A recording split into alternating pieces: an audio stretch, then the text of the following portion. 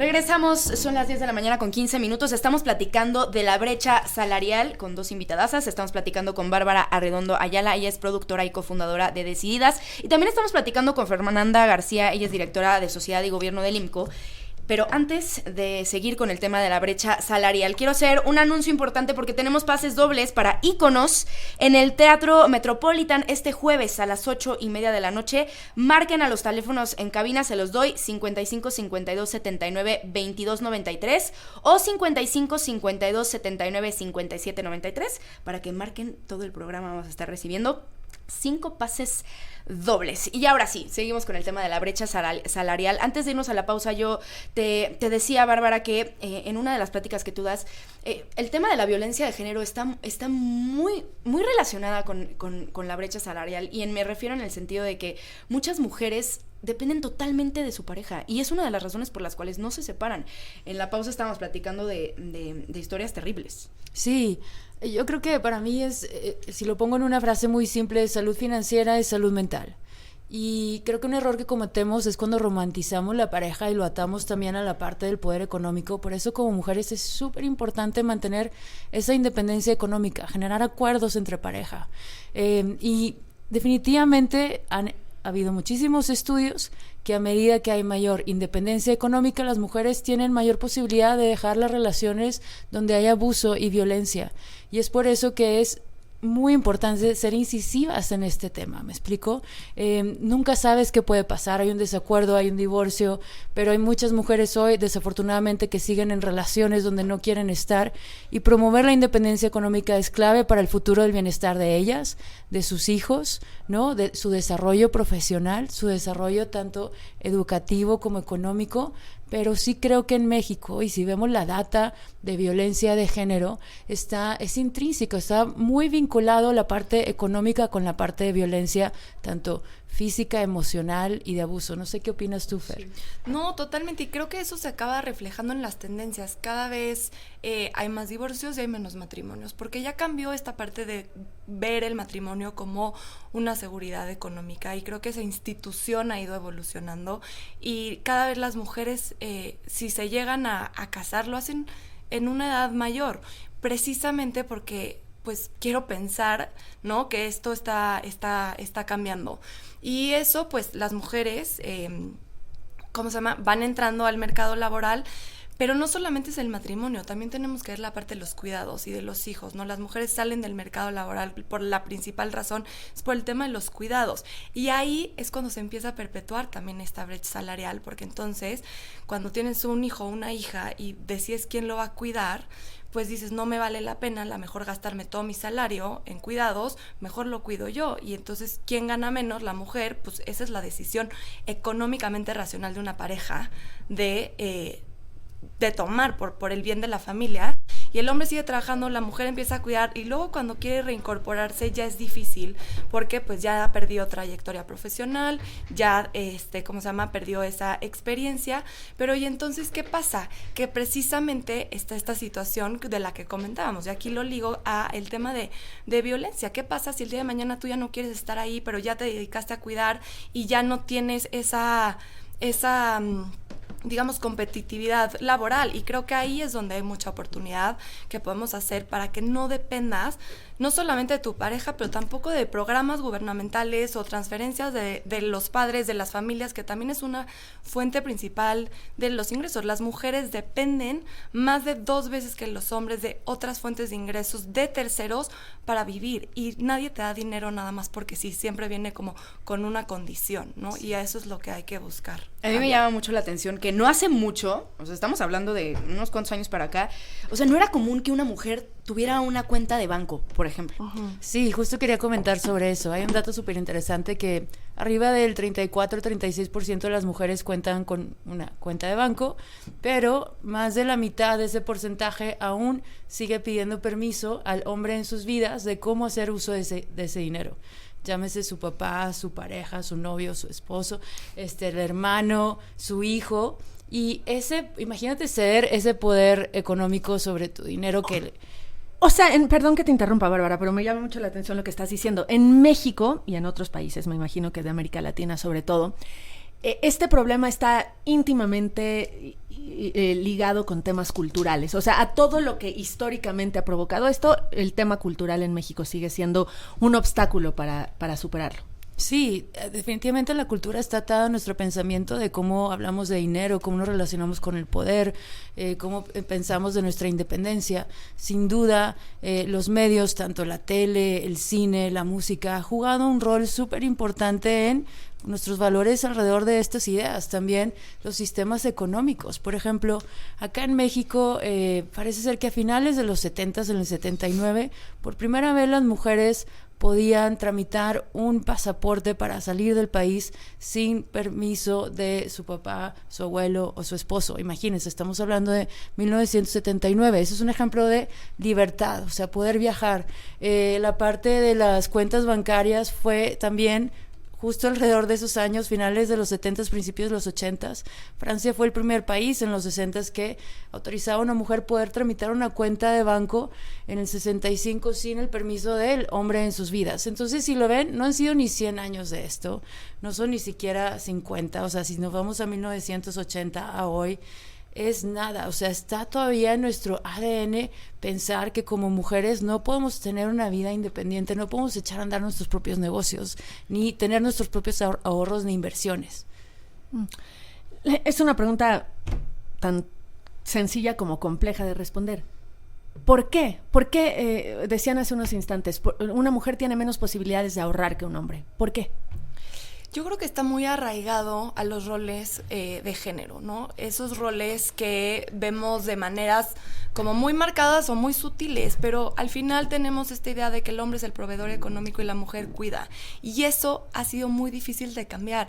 El INEGI todos los años mide el valor del trabajo no remunerado, que asciende a casi 7.3 billones de pesos, pero lo interesante de esa encuesta es que también analiza lo que hacen los niños y las niñas dentro de los hogares. Y vemos que desde edades muy tempranas las niñas son las que ayudan a su mamá a hacer la cama, a hacer la comida, a limpiar la casa. Y cultural otra vez. Sí, y los niños están ayudando a su papá a cambiar el foco, a atender temas de plomería, y es algo tan estereotipado que se va perpetuando ya después en las aulas, ¿no? Las niñas son buenas, no sé, para diseño, y los niños son buenos para matemáticas. Y ¿cómo no esperar que todo esto se lleve al mercado laboral y a las familias? Justo Claudia Goldin, que ganó el Premio Nobel de Economía precisamente por analizar estos temas de género en el mercado laboral, ella decía algo que me parece clave: sin igualdad en el hogar difícilmente habrá igualdad en el mercado laboral. Tenemos que cambiar la forma en la que concebimos estas relaciones también. Y otra pregunta, ¿cómo?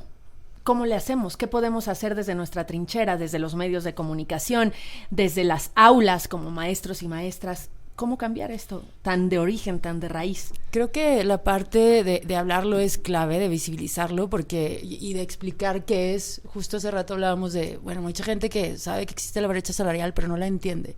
Hay un dato interesantísimo que dice que si cerráramos la brecha salarial en América Latina, podría crecer el Producto Interno Bruto de un 14% a un 34%. O sea, es destapar un potencial económico súper importante como continente. Ahora, a medida que lo entendamos desde la parte de que nos permitirá tener mayores ingresos, mayor poder económico, no es un tema de lucha de géneros. Sí, no es un tema feminista, es un tema... No, es un tema económico, pero creo que está arraigado, como bien dices, Daniela, a un tema cultural. Claro. Si tiene más dinero ella, entonces no la voy a poder controlar.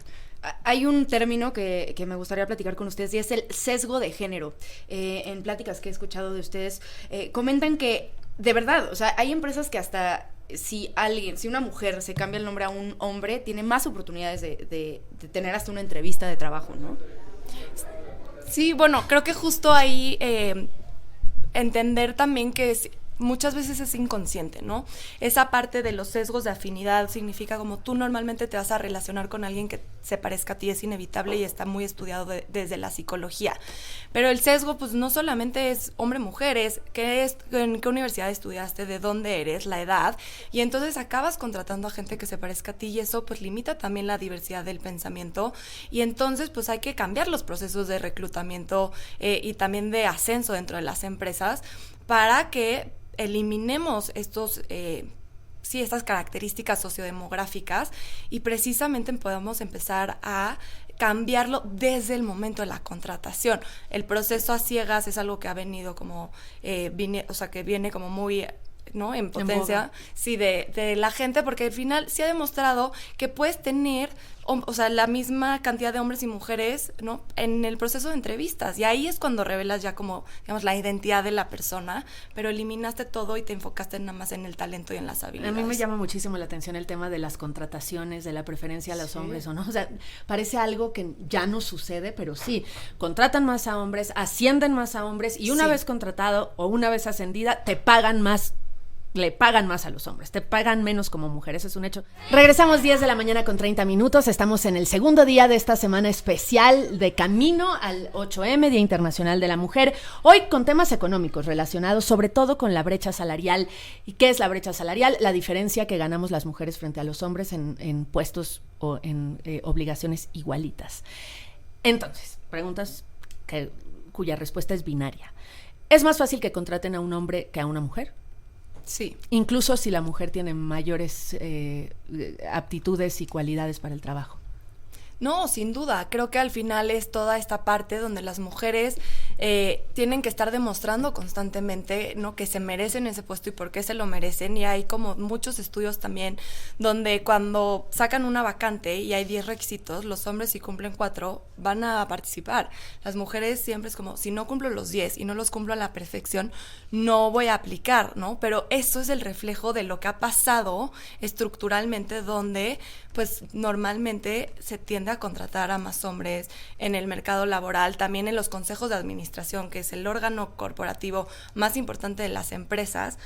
Hay una encuesta de Deloitte donde dicen, bueno, ¿cómo entran las personas al consejo? Y la principal razón es si es tu amigo, si es tu conocido, si estudió contigo, y es un círculo de hombres. O sea, los hombres recomiendan a hombres a este tipo de puestos, y romper como ese marco todavía es un reto, porque en ese tipo de órganos en específico no son institucionales, no puede estar una persona ahí 25 años sin evaluación, y el mundo ya cambió, y el mundo, ¿no? Ves los consejos de otros lugares y hay evaluaciones sistemáticas periódicas. Tú estás aquí por 3 años y si no da resultados, muchas gracias. Y ahí ha sido como la oportunidad también de meter a mujeres, ¿no?, con base en estas competencias que hoy las tienen. En todos los sectores está presente la brecha salarial. ¿A qué me refiero? O sea, hay una vacante abierta. Y entonces las áreas de recursos humanos saben que cuestas o que vale 100 pesos para los hombres y 80 para las mujeres. ¿Así es? Pues volvemos a la parte del sesgo de género inconsciente. También hay una creencia muy fuerte en México que el momento, por ser mujer, hay una posibilidad muy grande que vayas a desear embarazarte. Y en México, cada 5 días, una mujer embarazada es despedida. Hay muchas mujeres que tienen que esconder que están embarazadas para poder seguir trabajando en donde están. O no tomar su maternity leave completa para que no la corran. Exacto. O también en la parte del paternity leave, ¿no? Las políticas para los hombres es lo mínimo y los hombres no las quieren tomar. Hay muchas empresas que obligan a los hombres a te quedas en tu casa, tomas esta licencia de paternidad para intentar cambiar esta cultura de la que hablamos. Entonces es impresionante ver que como trabajamos hasta a veces 3 veces más que ellos, ¿no? Estamos calificadas 10 veces mejor que ellos, pero las oportunidades son, o sea, nos recortan a 1/3 las posibilidades de ser promovidas, de tener mejor salario. Entonces es un tema, creo, de cómo entendemos poder. Hay 2 libros que me gustaría recomendarles. Adelante, venga. Son de unas autoras que se llaman Claire Shipman y Kathy Kay. Ellas hicieron un libro que se llama El Código de Confianza, Confidence Code, y también El Código de Poder. Entonces entrevistan desde mujeres en la WNBA, entrevistan a Christine Lagarde, la economista, entrevistan a Angela Merkel, y es como pensaríamos que estas ideas son solamente exclusivas a México o a ciertas profesiones, y ahorita les decía, ya sean atletas, líderes globales en términos políticos, empresarias. Hay un tema cultural de cómo nos educan, de cuál es nuestro lugar en el mundo. Ahora, si nos regresamos a México, donde tenemos los índices de violencia de género más elevados en todas las casillas, pues culturalmente estamos muy retrasados en cómo entendemos la parte de poder económico. Ahora, se evalúa con más fuerza a las mujeres. Esto lo dijimos y lo platicamos en muchas ocasiones cuando llegó la presidenta a dirigir el país. Se le va a evaluar con la lupa, primero que nada, de qué es mujer. Esto ocurre en todos los sectores. Ocurre en todos los sectores. Mujeres en puestos liderazgos de dirección son evaluadas 75% con mayor dureza que los hombres en los mismos puestos. Wow. Sí, sin duda, y porque a la presidenta, regresando a eso, se la va a evaluar por ser mujer y por ser la primera y por ser presidenta. O sea, al final tiene esta parte, como esta expectativa de toda la población, y es como, bueno, yo he escuchado comentarios de, híjole, pero que no metan la pata porque entonces las demás, luego qué va a pasar, ¿no? O sea, y entonces es como, oye, pero ella... Si le va mal, no vuelve a haber una presidenta. Sí, totalmente. Y entonces es como, justo desde el IMCO hicimos un estudio de si las mujeres gobiernan diferente o no, porque también hay esta presión como, ¿no?, que estamos viviendo, y lo que encontramos es, por lo menos en México hasta ahorita, en los gobiernos estatales, las cabezas, las gobernadoras, no gobiernan diferente que los hombres, y hay que entender también las razones detrás. Si me voy al Congreso, donde hay 500 personas, sí ha habido cambios desde que hay paridad. ¿Por qué? Porque al tener más mujeres en masa, ha logrado que mujeres presenten iniciativas en temas sociales, de educación y de derechos. En los gobiernos gobernadoras todavía no, porque la estructura debajo de esas mujeres sigue siendo predominantemente masculina y tienen que ir como todavía contracorriente. Lo volveremos a hacer al final del sexenio con 13 mujeres hoy a la cabeza de gobiernos estatales, seguramente al final serán más, y ver si empieza a cambiar la cosa. Pero no es porque esa gobernadora, ¿no? Y no por ser mujer tiene que tener esa perspectiva, también hay que reconocer eso, y por eso no se vale evaluar con base en meramente el sexo de la ¿Quién persona. sabe si van a hacer más? Porque una le va a dar a su papá, probablemente la está... Uy, ahora que pero yo hablamos estoy metiendo otros temas que no... No, yo justo quería preguntar algo que en el IMCO también se dieron cuenta que la participación de mujeres en la economía puede beneficiar a muchos sectores, ¿como cuáles? No, a todos. O sea, creo que nosotros lo hacemos desde el nivel individual. O sea, el tener más mujeres permite que las mujeres tengan autonomía económica, rompan estos ciclos de violencia que hemos hablado, o por lo menos que sea una herramienta para romper estos ciclos de violencia, porque obviamente es algo mucho más complejo. A nivel de hogares vas a tener mayor ingreso, mayor capacidad de ahorro y de gasto. A nivel empresa vas a tener los beneficios de la diversidad que se han medido una y otra vez, menor rotación, mayor retención de talento, mayor productividad, eso internamente, pero hacia afuera tienes acceso a más mercados, a diseñar productos que incluyan a toda la población, y a nivel país, el PIB de México, justo lo acabamos de sacar ayer, puede ser mayor, puede sumar casi 7 billones de pesos en la próxima década si sumamos a más mujeres. 7 billones de pesos que de otra manera no tendrías. Entonces ahí vemos cómo desde lo individual hasta el nivel país a todo mundo nos beneficia. Hablando de la evaluación, aquí voy a hacer un paréntesis. Es una frase con la que yo empiezo una conferencia que frecuentemente me invitan a dar, y es la cantidad de veces que a mí me preguntan con quién me acuesto o con quién me acosté para estar donde estoy, ¿no? O sea, a un hombre jamás le van a decir con quién se acostó para estar en el noticiero de la noche o de la mañana, y a mí todos los días, sin excepción, me lo preguntan. Digo, cuentas con huevitos en la foto en X, pero todos los días invariablemente alguien dice eso. Y eso, psicológicamente incluso, es muy complejo, porque te das cuenta que la gente piensa eso y te traba. Es un obstáculo más que tienes que superar, ¿no? Es parte de la narrativa que debemos cambiar. Como que parece que si una mujer es exitosa y ocupa un cargo importante, la única forma en la que podrá llegar a ella es acostándose con alguien. Y eso habla mucho como de nuestra construcción, nuestro imaginario de las mujeres que tienen acceso a poder, que tienen acceso a una voz, es solamente por su cuerpo, que de cierta forma, digamos, ejercieron ya sea su cuerpo, su belleza, lo que sea, para estar ahí. Y es una idea, y vuelvo al punto de las telenovelas, la música, las películas, que ese no es el mundo real en el que vivimos. O lo mismo, ¿no? Me aviento una super cobertura de algo y pongo una foto en Twitter y me dicen qué buenas nalgas. Perdón, pero es la verdad. No la cobertura, sino las nalgas. Sí. O sea, En México tenemos muchísimo trabajo que hacer. De verdad es que si nos comparamos con otros países, eso, ¿qué han hecho los países que lo han hecho han bien? habido campañas muy importantes. Por ejemplo, en Estados Unidos, recuerdo en el 2010, 2011, una película que produjo y dirigió Jennifer Siebel Newsom. Ella es hoy la primera dama del estado de California. Ella es una cineasta, productora y actriz que se llamó Miss Representation, cómo las mujeres somos representadas en los medios. Y ella, a raíz de su película, lanzó una campaña que estoy segura que ustedes recuerdan, que en la alfombra roja era pregúntales algo más. O sea, no les preguntes de qué diseñador es su vestido, pregúntales sobre pues su trabajo, su carrera. Y esa campaña tuvo muchísimo impacto en dejar de verlas como objetos y cosificarlas. Qué interesante. Esto acá tendríamos que estar haciendo eso también, porque a medida que nos quedemos solamente en los estándares de belleza tóxico, y si vemos, por ejemplo, incluso las niñas, que les dices, qué bonita te ves, es lo primero que se te ocurre decirle en vez de, qué inteligente eres, ¿no? Les preguntan, ay, ¿tienes un novio en la escuela? Veo que tienes un amiguito, en lugar de, ¿qué aprendiste hoy? La parte cuando hablamos hace rato del juego que nos decía Fer, bueno, pues a las niñas las ponen como a cuidar con las muñecas, a los niños no les dan muñecos, ellos, aunque hay muchos niños que se quieren quedar en casa también jugando a la casita, y los obligan sus papás o muchas veces su mamá a irse, ¿no? A jugar en el lodo, a aventarse.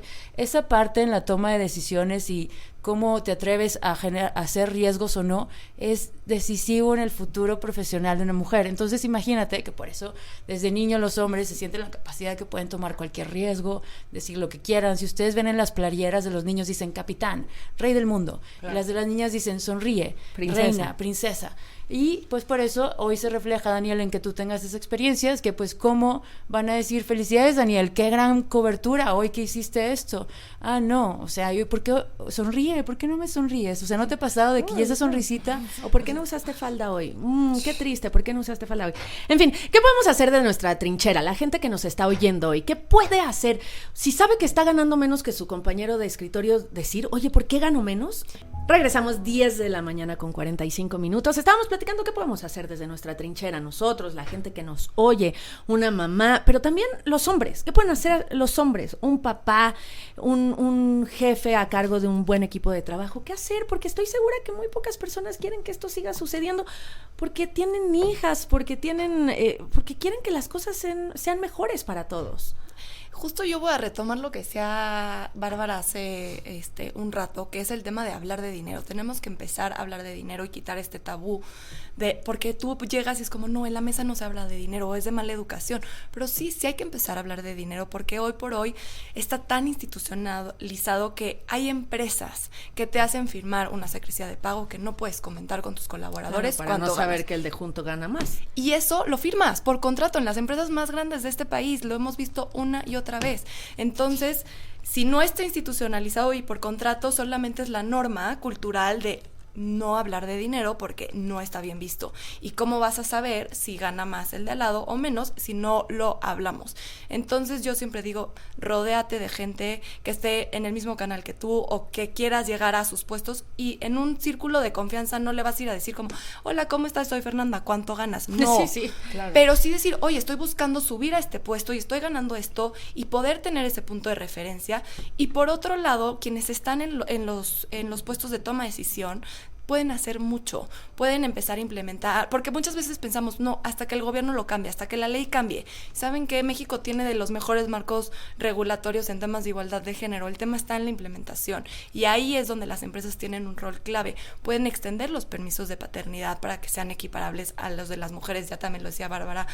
Hoy los hombres toman 5 días y las mujeres 84, y muchas veces los hombres dicen, es que me da miedo tomarme esos días porque no vaya a ser que pase X o Y en la oficina, y es como, oye, ¿qué crees? Nosotros nos tenemos que ir 84 días y nadie nos pregunta, ¿no? Y 5 días, o sea, no son las mismas condiciones. Entonces, ese tipo de prácticas, flexibilidad, creo que el juego se llama flexibilidad laboral.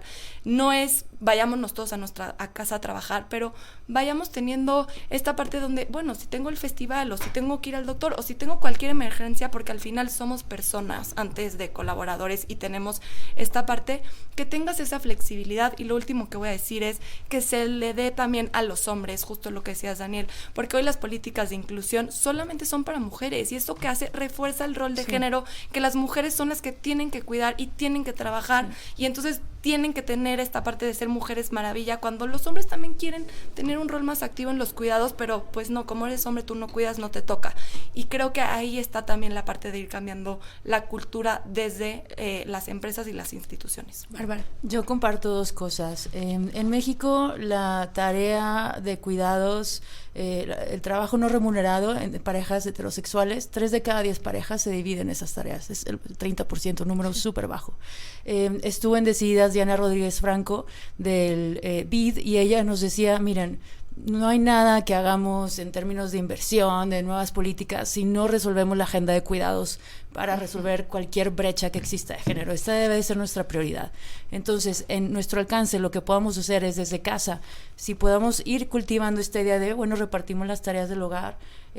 Sucede mucho que, bueno, las mujeres cocinan de lunes a viernes, y como el domingo, yo que soy de Monterrey, por decir, la carne asada, quien la cocina, claro, al hombre, ¿no? Es como, bueno, ya es como el rey y haces el domingo tu carne asada. Sí, y todo el mundo, bravo, el parrillero, y la mujer y te estuviste el lunes a sábado. 5 sopas. Sí, y otro punto importante, entonces, por un lado está la agenda de cuidados, y por otro lado, rescatando una anécdota de Altagracia Gómez Sierra, que me parece que está haciendo una excelente labor, y ver cómo podemos nosotras usar esta ideología en nuestra trinchera, que sé que en un evento del IMCO ella invitó a estas grandes empresas, como bien decía Fernanda, bueno, les invito a que tengan una mujer en sus consejos de administración. ¿Por qué? Porque en México solamente las mujeres ocupan 10% de estos cargos. Sí. En Europa, por ley, mínimo 40, o sea, ya se exige que las empresas que coticen en bolsa tengan 40% de mujeres en sus consejos de administración. Entonces, Altagracia, ella desde entonces, que hizo este llamado desde diciembre, la vimos en Decididas también, y me compartió, desde entonces todos los días le llamo al presidente de una empresa, al director ejecutivo, para que lo haga. Y me acuerdo que me decía, me acabo de topar a una amiga, me dice, oye, mi papá me dijo que lo estabas buscando. Ah, sí, es que le estoy diciendo que incluya a una mujer. Entonces, eso podemos hacer, podemos levantar el teléfono. Por cierto, Altagracia es una de las víctimas de, no importa lo que esté haciendo, se le juzga por su vestimenta, por la marca de su traje, porque es hija de no sé quién. Por el puesto que tiene. Entonces, a resumidas cuentas, nada hacemos bien, ¿no? No importa cómo nos vistamos, cómo hablamos, pero lo que sí es súper importante reconocernos y abrazar estas mejores prácticas.